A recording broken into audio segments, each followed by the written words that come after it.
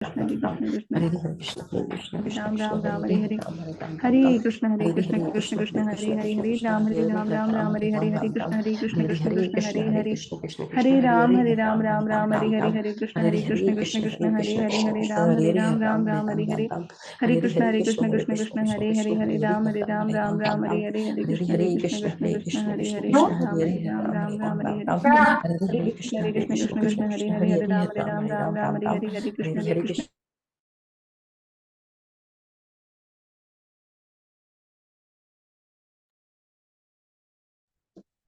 हरे कृष्ण कृष्णा सभी भक्तों को।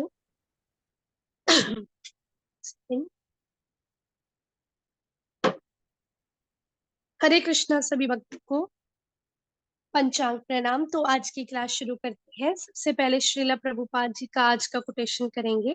जगत गुरु श्रील प्रभुपाद की जय।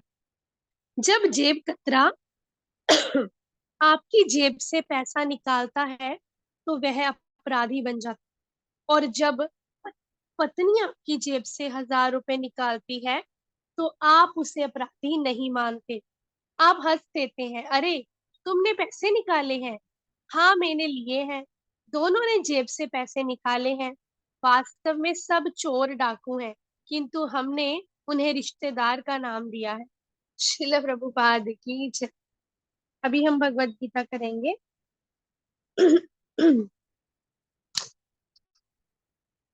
भगवत गीता चैप्टर 3 कर्म योग वर्स नंबर 11। भगवत गीता यथारूप की जय।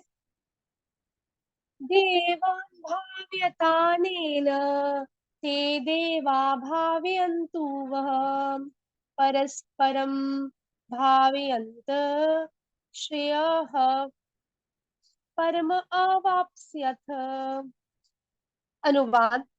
यज्ञों के द्वारा प्रसन्न होकर देवता तुम्हें भी प्रसन्न करेंगे, और इस तरह मनुष्यों तथा देवताओं के मध्य सहयोग से सबों को संपन्नता प्राप्त होगी। माताजी तात्पर्य। तात्पर्य जगत गुरु श्रील प्रभुपाद द्वारा श्रील प्रभुपाद की जय। देवतागण संसारिक कार्यों के लिए अधिकार प्राप्त शासक हैं, प्रशासक हैं। प्रत्येक जीव द्वारा शरीर धारण करने के लिए आवश्यक वायु, प्रकाश, जल और अन्य सारे वर उन देवताओं के अधिकार में है, जो भगवान के शरीर के विभिन्न भागों में असंख्य सहायकों के रूप में स्थित हैं। उनकी प्रसन्नता तथा अप्रसन्नता मनुष्यों द्वारा यज्ञ की संपन्नता पर निर्भर है। कुछ यज्ञ किन्हीं विशेष देवताओं को प्रसन्न करने के लिए होते हैं, किंतु तो भी सारे यज्ञों में भगवान विष्णु को प्रमुख भोक्ता की भांति पूजा जाता है। श्रीमद् भगवत गीता में यह भी कहा गया है कि भगवान कृष्ण स्वयं सभी प्रकार के यज्ञों के भोक्ता हैं। भोक्ता राम यज्ञ तपसाम स्वर, है ना, सर्वलोक महेश्वरम, 5वें अध्याय का 29वां श्लोक, जिसको शांति सूत्र बोला जाता है श्रीमद् भगवत गीता का। कि अगर आपने उसको जान लिया, उस श्लोक को अगर आप समझ लिया, जिंदगी में उतार लिया, तो फिर क्या होगा, आपकी जिंदगी जो है वो शांतिमयी हो जाएगी। अदरवाइज हम लोग अशांत रहते हैं। क्यों? क्योंकि हम भोक्ता अपने आप को मानते हैं, इसलिए। लेकिन भगवान बता रहे हैं कि सभी चीजों का भोक्ता जो है वास्तव में मैं हूं। अतः समस्त यज्ञों का मुख्य प्रयोजन यज्ञपति को प्रसन्न करना है। जब ये यज्ञ सुचारू रूप से संपन्न किए जाते हैं तो विभिन्न विभागों के अधिकारी देवता प्रसन्न होते हैं और प्राकृतिक पदार्थों का अभाव नहीं रहता।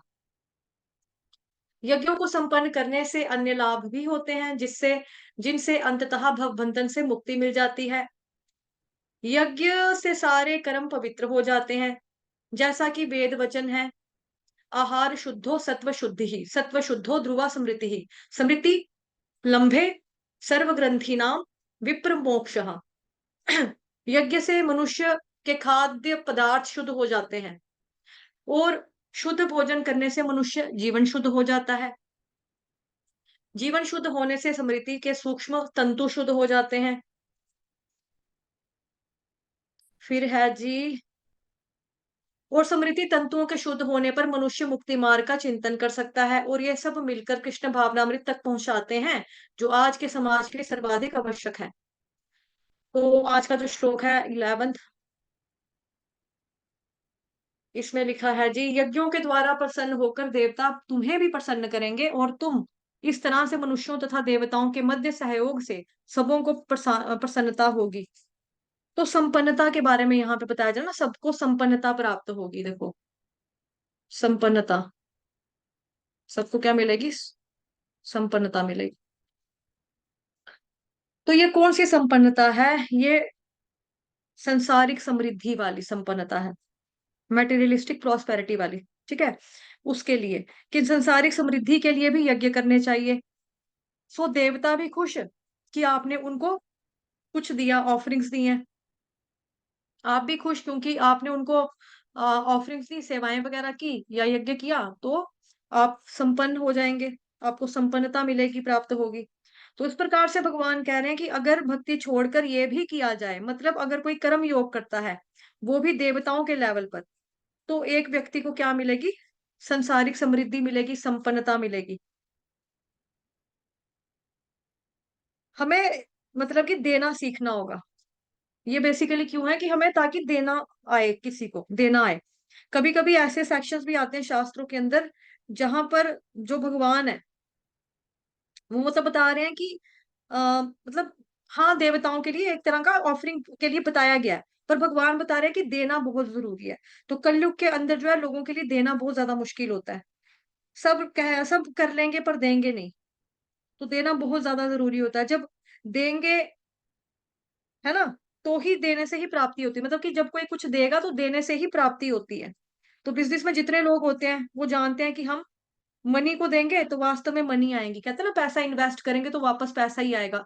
एक एसेट्स हम खरीदेंगे तो वापस ये हमारे लिए एक पैसा ही है। जैसे लोग आजकल गोल्ड खरीदते हैं, तो उनको पहले भले ही लगे कि मतलब कि पैसा खर्च दिया, हमने सोना खरीदा, बट उनको पता है कि उन्होंने आगे जाके एक अपने लिए काम की चीज ही खरीदी है।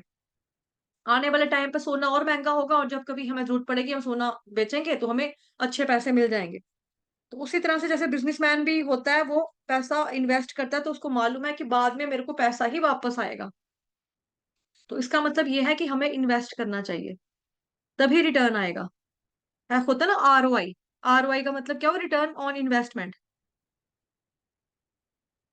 तो अगर फिजिकल वेल बीइंग की बात करें, इवन देन हमें ऑफरिंग्स तब भी हमें करनी चाहिए। तो भगवान कह रहे हैं कि देवताओं के लिए कर लो, क्योंकि भगवान की भक्ति अगर चाहिए तो फिर भगवान के लिए कर्म करो। लेकिन अगर आपको संसारिक इच्छाएं ही पूरी करनी है तो फिर देवी देवताओं को प्रसन्न करो। तो कई लोग देवी देवताओं के लिए यज्ञ कर रहे हैं, क्यों? क्योंकि सुख संपत्ति घर आए, कष्ट मिटे तन का, ओम जय जगदीश हरे। मतलब कर तो रहे हैं कुछ, लेकिन देख करके ही प्राप्ति होती है, भगवान ये चीज समझा रहे हैं। तो बेसिकली यही है यहाँ पे कि कर्म योगियों के बारे में, सॉरी, ये वाला नहीं, मतलब संसारिक संपन्नता के लिए बताया यहाँ पे भगवान जी ने, संसारिक सुख समृद्धि के लिए बताया। तो एक और भी है ना, वैष्णो माता की भी एक भेंट है, माँ मुरादे पूरी कर दे हलवा बांटूंगी। तो उधर भी यही बताया जा रहा है कि अगर आप मेरी मुरादें पूरी करेंगे तो हलवा बांटेंगे। सुख संपत्ति घर आए, कष्ट मिटे तन का, ओम जय जगदीश हरे। तो जो इस तरह के बुद्धि रखने वाले लोग हैं कि हमको भौतिक इच्छाओं की पूर्ति के लिए ही भगवान जी या देवी देवताओं के शरण में जाना है, तो भगवान कह रहे हैं ठीक है, अगर तुमको भक्ति नहीं करनी है, क्योंकि भगवान सब कुछ, मतलब कि भक्ति जो है एक बहुत ही चीप नहीं है ना। मतलब इजी प्रोसेस है कि आपको भगवान जी की भक्ति करनी है, माला का जप करना है, ठीक है, हरे कृष्ण महामंत्र का जप करना है, शास्त्र इत्यादि का अध्ययन करना है, पढ़ना है, और जी आपको भगवान जी को भोग लगाना है और उसको प्रसाद रूप में पाना है। सिंपल है, मुश्किल नहीं है, बट सस्ती नहीं है। लेकिन लोग क्या कर लेंगे? शॉर्टकट तरीके अपनाएंगे जिसमें हमें फायदा मिल जाए, हमें बेनिफिट हो। हम मतलब कि जैसे यहाँ लिखा है, सुख संपत्ति समृद्धि, इन इस तरह की जो बातें की हैं, है ना, तो देवी देवताओं को उस वे में प्रसन्न करें। और दूसरा बात, यहाँ पे भगवान जी देना सिखा रहे हैं कि भाई देना है ना। तो देखो, हम भले ही भक्ति योग, जो भक्ति योग होते हैं, योगी होते हैं, वो भक्ति योग में क्या करते हैं? वो भी तो देते हैं ना। क्या देते हैं? वो भगवान अपने कर्म के जो फल होते हैं अपने पास नहीं रखते, है ना, वो भगवान जी को अर्पण कर देते हैं, मतलब कि अकर्म करते हैं। तो देते तो भक्ति योगी भी हैं, लेकिन वो सारे कर्म, जितने भी वो कर्म करेंगे, भगवान जी को मद्देनजर रखते हुए करेंगे, उनको सेंटर में रखकर करेंगे। तो जो भक्त होता है फिर वो कर्म के बंधनों में नहीं बनता, वो मुक्त रहता है कर्म के बंधनों से। उसी वे में यहाँ पे ये चीज बताई जा रही है। ठीक है माता जी, आगे आप करवा लो। हरे कृष्ण। जी माता जी, thank you so much. Hare Krishna. Sorry, थोड़ा सा गला वो है। तो आज का जो वर्ड्स है इसको जानना बहुत जरूरी है। इसको कुछ लोग मिसअंडरस्टैंड भी कर सकते हैं, तो यहाँ पे इसलिए इसको अच्छे से सुनेंगे सभी। तो यहाँ का आज का जो वर्ड्स है वो है, यज्ञों के द्वारा प्रसन्न होकर देवता भी तुम्हें प्रसन्न करेंगे, और इस तरह मनुष्यों और देवताओं के मध्य सहयोग से सबों को संपन्नता प्राप्त होगी। अभी कुछ लोग इससे सोचेंगे कि इसका मतलब क्या है, कि हमें देवताओं के लिए यज्ञ करने हैं, उनको प्रसन्न करना है, तो फिर मनुष्यों, मतलब मनुष्यों के बीच और जीवों के बीच और देवताओं के बीच सब कुछ ठीक रहेगा और हमें संपन्नता मिलेगी। इसका मतलब ये नहीं है। यहाँ पे श्रीला प्रभुपाद जी ने तात्पर्य में क्लियरली लिखा है, इसका मतलब ये नहीं है कि आपको देवताओं के लिए यज्ञ करना है। अभी जैसे माता जी ने बोला स्वाहा स्वाहा, वो यज्ञ करने बैठ जाना है, प्रसन्न करना है। या फिर इसका मतलब ये भी नहीं है कि आपको भगवान की भक्ति करना छोड़ के अभी देवताओं की शरण में चले जाना है। ठीक है, वो भी नहीं है इसका मतलब। तो इसका मतलब क्या है वो अभी हम देखेंगे। तो जैसे एक गवर्नमेंट होती है, सॉरी प्राइम मिनिस्टर होता है, ठीक है। प्राइम मिनिस्टर जो है वो सबको अलग अलग कार्य सौंपते हैं, ठीक है। किसी को उन्होंने इनकम टैक्स डिपार्टमेंट का हेड बनाया हुआ है, ठीक है। किसी को उन्होंने बिजली विभाग का हेड बनाया हुआ है, किसी को होम मिनिस्टर बनाया है, किसी को फूड मिनिस्टर बनाया है, ठीक है। किसी को एजुकेशन मिनिस्टर बनाया है, अलग अलग मिनिस्टर बनाए हुए हैं ना। तो जब हमें कोई भी काम होता है तो हम ये तो नहीं कि हम डायरेक्ट प्राइम मिनिस्टर के पास जाते हैं कि इस देश के प्राइम मिनिस्टर प्रधानमंत्री नरेंद्र मोदी हैं, तो हम हमारी पढ़ाई ठीक से नहीं चल रही, मतलब पढ़ाई में बहुत सारी सिस्टम में गड़बड़ आ रही है, तो हम सीधा प्राइम मिनिस्टर के पास जाए, नहीं जाते ना। हम क्या करते हैं, हम डायरेक्ट पहले तो हम सबसे नीचे जो होते हैं टीचर्स, प्रिंसिपल, फिर उसके बाद वो स्कूल का सिस्टम भी ठीक नहीं आता तो हम ऊपर हेड के पास जाते हैं, फिर उसके भी जो ऊपर हेड होते हैं उनके पास जाते हैं। तो डायरेक्ट हम नहीं जाते है ना। लेकिन हम क्या करते हैं, उनको प्रसन्न करने के लिए कभी कभी हमें फाइन भरना पड़ता है, कभी कभी हम पैसे देने पड़ते हैं, तो ऐसे करना पड़ता है। तो वैसे ही जैसे इनकम टैक्स डिपार्टमेंट में क्या होता है, जब भी हमें कोई भी शॉप लिया है हमने, या हमने किसी भी चीज का टैक्स भरना, तो हम टैक्स भरने के लिए सीधा प्राइम मिनिस्टर के पास तो नहीं जाएंगे ना। हम इनकम टैक्स डिपार्टमेंट के ऑफिसर के पास भी नहीं जाते, कभी कभी हम उसके नीचे वाला जो होता है सर, उसके पास जाते हैं ना, उसको टैक्स पे करते हैं। तो ये है कि जो देवता है वो भी वैसे ही है। जो भगवान श्री कृष्ण है वो आप सबको पता है, भगवान श्री कृष्ण कौन है? सुप्रीम पर्सनैलिटी ऑफ गॉड है, मतलब साक्षात भगवान है कृष्ण।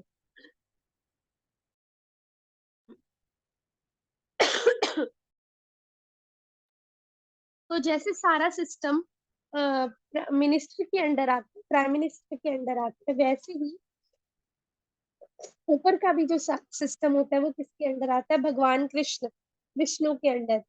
तो वो उन्होंने भी, भगवान ने भी जो अलग अलग देवता हैं उन सबको सेवा दी हुई है, कार्य सौंपा हुआ है कि आपको जैसे इंद्र को बारिश करने का कार्य सौंपा है, ठीक है। फिर वायु देवता को वायु प्रदान करनी है, अग्नि देवता को अग्नि देनी है, ठीक है। ऐसे अलग अलग कार्य जो है सौंपे हुए हैं। ब्रह्मा जी को सृष्टि की रचना का कार्य सौंपा हुआ है, ठीक है। ऐसे भगवान कृष्ण ने सब देवताओं को भी अलग अलग सेवा दी हुई है, ठीक है। तो इसका मतलब ये नहीं है कि हम सबके पास जाते रहे, ठीक है, क्योंकि अगर हम सबके पास जाएंगे तो क्या होगा, जैसे वो होता है ना कि दो नावों पे पैर रखने वाला, ये कहावत तो आपने सुनी होगी, दो नावों पे पैर रखने वाला हमेशा बीच में डूबता है ना। अगर आप दो नाव पे पैर रखोगे तो आप बीच में डूबोगे ना, आप इधर के रहोगे ना आप उधर के रहोगे। तो अगर हम कृष्ण के पास भी जाएंगे, कृष्ण की शरण लेंगे, उधर भी चले जाएंगे, कभी भगवान जी इधर मुझे कुछ दे दो, कभी देवताओं के पास जाएंगे मुझे ये भी दे दो, मुझे वो भी दे दो, तो हम क्या करेंगे, हम डूबेंगे। मतलब हम जो है उद्धार हमारा हो ही नहीं पाएगा, हम बीच में लटकते रहेंगे, ठीक है। तो इसका मतलब ये बिल्कुल भी नहीं है कि हमें देवताओं के लिए यज्ञ करके उनको प्रसन्न करना है, क्योंकि जो भोक्ता है, भोक्ता कौन है? भोक्ता है केवल कृष्ण। भोक्ता केवल कृष्ण है, ठीक है। वर्ष भी है ना, भोक्ताराम यज्ञ तपस्वाम सर्वलोक महेश्वरम, मतलब कृष्ण है सभी चीजों के भोक्ता, सभी यज्ञों के भोग। तो हमें क्या करना है, हमें डायरेक्ट किसको प्रसन्न करना है, भगवान श्री कृष्ण को। तो ये जो अभी सिस्टम है कि देवताओं को प्रसन्न करने वाला, कि देवताओं के सहयोग से सबों को संपन्नता मिलेगी, ये सिस्टम अभी खत्म हो गया। कैसे? क्योंकि पहली बात तो ये बात हमने डिस्कस कर ली है बहुत बारी कि यज्ञ आजकल के टाइम में कुछ भी जो सामग्री है वो कुछ भी प्योर नहीं है, प्योरिफाइड नहीं है। तो यज्ञ तो हम कर ही नहीं सकते, भगवान कृष्ण के लिए भी यज्ञ नहीं कर सकते, मतलब हम इतने भी लायक नहीं है, ठीक है। हमने कलयुग के जीवों ने हमने कुछ छोड़ा ही नहीं है प्योर, सब खराब हो गया, सब इन्वायरमेंट की वजह से, इन्वायरमेंट ही खराब कर दिया, तो इन्वायरमेंट की वजह से सब यज्ञ की जो सामग्री होती है शुद्ध, वो सब भी खराब हो गई, ठीक है। तो दूसरा क्या है, यज्ञ हम क्यों नहीं कर सकते, क्योंकि चैतन्य महाप्रभु जो कलयुग में साक्षात भगवान श्री कृष्ण जो चैतन्य महाप्रभु बन आए हमारे, तो उन्होंने हमें क्या बोला कि जो बुद्धिमान जीव है वो कलयुग में संकीर्तन यज्ञ से भगवान को प्रसन्न करेंगे, है ना। ये आप सबने सुना हुआ है, बहुत बारी हमने बुक रीडिंग में भी पढ़ा है, हियरिंग में भी सुना है, लेक्चर्स में, कि बुद्धिमान मनुष्य कौन है, जो कलयुग में केवल और केवल हरि नाम संकीर्तन से भगवान को प्रसन्न करेंगे। तो जब ये बात आ गई, चैतन्य महाप्रभु ने साफ साफ साफ बोल दिया कि संकीर्तन यज्ञ ही सबसे सर्वश्रेष्ठ, तो हमें कोई और यज्ञ करके किसी भी देवता को, किसी को भी प्रसन्न करने की जरूरत रह ही नहीं गई। इतना सुगम, इतना इजी रास्ता बता दिया है चैतन्य महाप्रभु ने, कृष्ण भगवान ने हमारे लिए।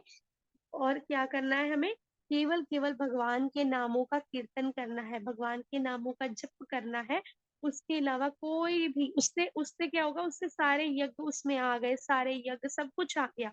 अभी एकादशी का व्रत रखते हैं तो आप हमेशा एकादशी कथा पढ़ते हो, एकादशी कथा में क्या लिखा है, आपको एकादशी व्रत रखने से 100 यज्ञों का फल प्राप्त होता है, पढ़ते हो ना उसमें। एकादशी ये वाला एक एकादशी व्रत रखने से 100 यज्ञों का फल प्राप्त होता है ना। तो एक भगवान श्री कृष्ण का सबसे पसंदीदा है एकादशी। तो जब आप एकादशी का व्रत रखते हो, व्रत ये नहीं कि सिर्फ खाना पीना छोड़ के बैठ जाओ हो गया व्रत। उपवास का मतलब क्या होता है, भगवान के निकट वास करना। उपवास रखना मतलब भगवान के नामों का जप करना, भगवान भगवान के करीब वास करना, भगवान का ज्यादा से ज्यादा नामों का कीर्तन करना। तो उससे क्या होता है, उसमें सभी यज्ञों का हमें फल मिल जाता है। नो डाउट हमें फल की कोई इच्छा नहीं रखनी, बट ये मैं आपको सिर्फ एक बताने का तरीका बता रही हूँ कि इस वर्ष का मतलब क्या है, ठीक है। तो इस वर्ष का मतलब यही है कि बुद्धिमान मनुष्य जो है वो आज के टाइम में हमें ये सब चीजें करने की जरूरत नहीं है। हमें केवल केवल क्या करना है, हमें हरि नाम संकीर्तन करना है। और संकीर्तन से क्या होगा, हरि नाम संकीर्तन से ही भगवान प्रसन्न हो जाएंगे। और सभी देवी देवता क्या है, भगवान श्री कृष्ण के दास है, सेवक है, वैष्णव है, भक्त है। तो वो क्या होंगे, वो अपने आप प्रसन्न हो जाएंगे, ठीक है। वो आने वाले हमें और वर्सेस में पता चलेगा। तो यहाँ पे एक और चीज देखेंगे, यहाँ पे लिखा है कि ये जब यह, अतः समस्त यज्ञों का मुख्य प्रयोजन क्या है, यज्ञपति को प्रसन्न करना, भोक्ताराम यज्ञ तपसाम। मतलब यज्ञों का सबसे मेन चीज क्या होती है, यज्ञ हम क्यों करते हैं, यज्ञ हम इसलिए करते हैं हम प्रसन्न करें। जब हम भगवान श्री कृष्ण को ही हरि नाम संकीर्तन से प्रसन्न कर दिया, तो फिर कोई और यज्ञ करने की तो जरूरत ही नहीं रह गई, ठीक है। तो आगे क्या है, अभी अगर आप यज्ञ कर भी लो, मान लो, ठीक है, अगर आप यज्ञ कर भी लो, तो यज्ञ से आप, पहली बात तो आपके अंदर वो आ जाएगी, आसक्ति, शक्ति आएगी, आपके अंदर इच्छाएं आएंगी, डिजायर्स आएंगी कि अभी मैं यज्ञ कर रहा हूँ ना, जिस देवता के लिए मैं यज्ञ कर रहा हूँ ना, मैं उनसे ये मांगूंगा, ठीक है। मैं कितना खर्चा कर रहा हूँ, मैं ये कर रहा हूँ, मैं वो कर रहा हूँ, मैं घी ला रहा हूँ, मैं पंडित को बुलाया, ये कर रहा हूँ, वो कर रहा हूँ ना। तो मेरे को क्या चाहिए, इसके बदले में मेरे को सुख संपत्ति चाहिए, मेरे को पैसा चाहिए, है ना, मेरी प्रॉपर्टी चाहिए, या मेरे मेरे घर पे बच्चा हो जाए, मेरे घर पे बच्चा नहीं है, या मेरे बच्चों का परिवार अच्छा रहे, मेरे घर पे सुख शांति रहे। तो आप क्या मांग रहे हो, यज्ञ के बदले भी आप भौतिक चीजें ही मांग रहे हो, है ना, भौतिक चीजें ही मांग रहे हो। तो उसका तो वैसे ही कोई फायदा नहीं, क्योंकि क्षीणे पुण्य मरते लोकम, है ना। जो भी आप पुण्य करते भी हो वो बाद में क्या हो जाएंगे, खत्म हो जाएंगे। आपको फिर से धरती पे आना पड़ेगा, तो उसका तो कोई फायदा है ही नहीं। अगर आप भक्ति चाहिए, अगर आप भक्ति मांगने के लिए यज्ञ कर रहे हो, तो आप नाम संकीर्तन यज्ञ करो। अगर आप संकीर्तन यज्ञ करोगे, मतलब भगवान के नामों का जप करोगे, तो भगवान आपको और भक्ति देंगे। क्योंकि कृष्ण का क्या है, सर्वस्व चाहम हृदि सन्निविष्टो। भगवान क्या है, सबके हृदय में बैठे हैं परमात्मा रूप में। और जब आप नाम जप करते हो, जब आप भगवान देखते हैं कि आप एफर्ट्स डाल रहे हो, भगवान की भक्ति कर रहे हो, तो भगवान आपकी और मदद करते हैं कि ये मेरी भक्ति कर रहा है। प्रभुपाद जी का कोट भी है ना, when Krishna sees you are putting your efforts, और आप भक्ति कर रहे हो, तो कृष्णा हेल्प्स यू मोर। भगवान कृष्ण आपकी और ज्यादा हेल्प करके, ऐसे करके कुछ कोट है श्रीला प्रभुपाद जी का कॉन्वर्सेशन में, कि जब आप भगवान की भक्ति करते हो, तो भगवान जब आपको ये देखते हैं ना, आप अपनी भक्ति करते हुए, तो भगवान आपकी और मदद करते हैं कि ये इंसान, ये व्यक्ति मेरी भक्ति कर रहा है, मेरे पास आना चाहता है, मैं इसको और बुद्धि दूंगा, इसको और मैं इसकी मदद करूंगा। ठीक है, तो आपको भक्ति चाहिए, तो आप केवल और केवल जप करो, भक्तों की सेवा करो, भगवान के भक्तों की सेवा करो। तो उससे क्या होगा, उससे आपको और भक्ति मिलेगी। तो आपको भौतिक चीजों चीजों की आशा रह ही नहीं जाएगी, मतलब इच्छा रह ही नहीं जाएगी। ठीक है, तो आज के वर्ष का यही है कि देवताओं को प्रसन्न करने के लिए हमें अलग से यज्ञ करने की जरूरत नहीं है। केवल और केवल हरि नाम संकीर्तन यज्ञ जो है वो पर्याप्त है, इनफ है कलयुग में जीवों का उद्धार के लिए, है ना। ये एक वर्ष भी है ना, अ, हरे नाम हरे नाम एव केवलम कलो नास्तेव नास्तेव नास्तेव गतिरन्यथा।